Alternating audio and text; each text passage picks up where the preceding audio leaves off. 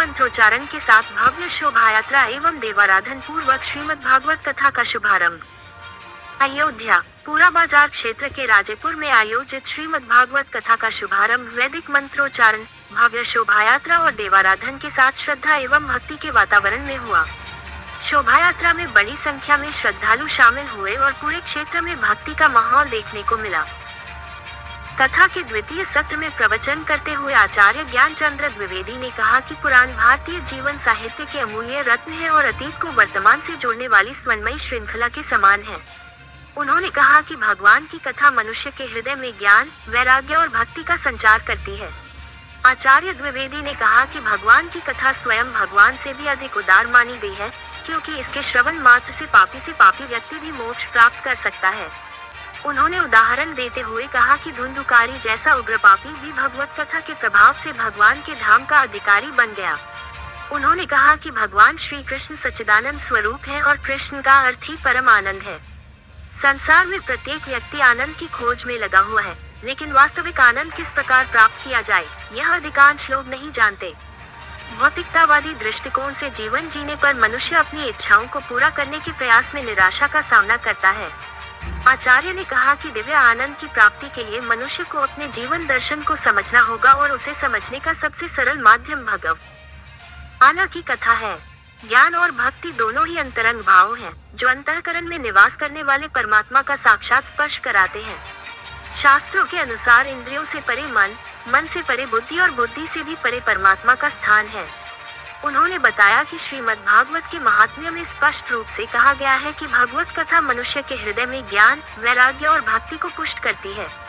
भगवान की कथा और भक्तों की शरणागति कभी निष्फल नहीं होती।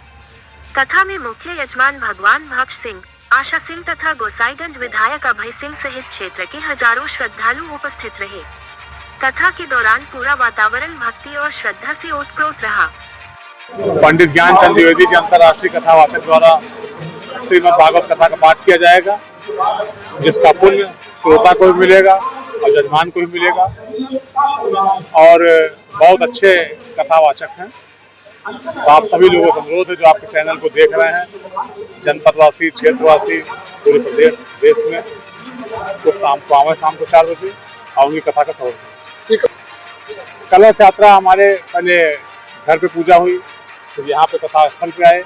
कथा स्थल पर हमारे यहाँ के पिपरा भवानी माता जी हैं, जहाँ हम लोगों के गांव की देवी हैं, उनके स्थान तक गई।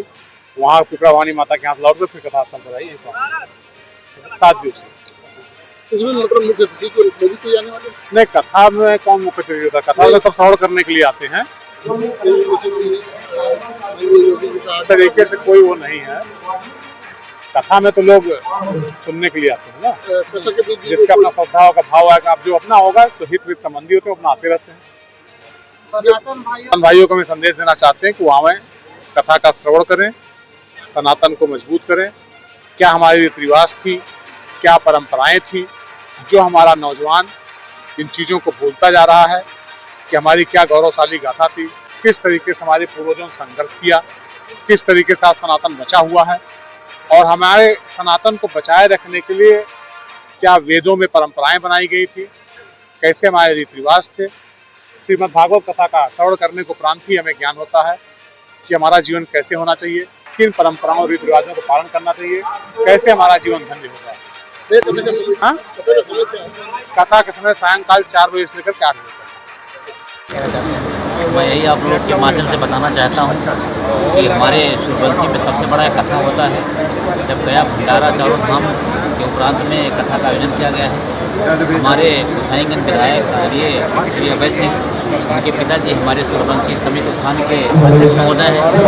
मैं उसी का उपाध्यक्ष हूँ, जिनके नाट्य माध्यम से कहना चाहूँगा कि आज कथा का प्रथम दिन है। कलश यात्रा आपने देख लिया है। पूरे हमारे क्षत्रिय सूर्यवंशी समाज के, पूरे जनपद के सभी यहाँ पे जितने सहयोगी हैं, सब लोग आए हुए हैं। आप लोग को बताने की जरूरत नहीं है। आज कथा का प्रथम दिन है और ये श्रीमद् भागवत का कथा चलेगा लगातार 7 दिन। उसके उपरांत 2 दिन का भंडारा किया जाता है, जो हमारे नियम में बुजुर्गों को दिया गया है। 21 को पूरा जो पक्की बात हम बोलते हैं जो पक्का होता है सभी का निमंत्रण है और 22 तारीख को बिरादरी भोज का आयोजन किया गया है। कौन से महाराज जी के द्वारा कथा का शुभारंभ होगा? ये ज्ञानचंद द्विवेदी जी है महाराज जी, उनके द्वारा कथा का पाठ किया गया है। किन लोगों को आमंत्रित किया गया है? इसके बारे में तो आपने पहले से ले लिया है। ऐसा कोई नहीं है, ये राष्ट्र लेवल पर किया जाता है। ऐसा कोई नहीं है कि किसी निमंत्रित न किया गया हो।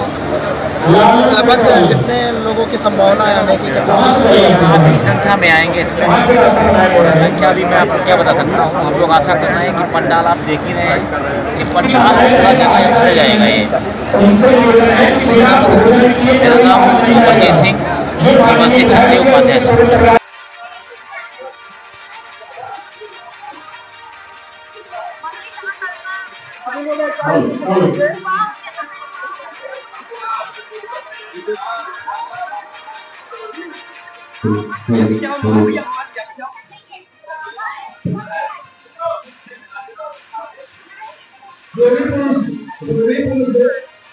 पीछे बड़े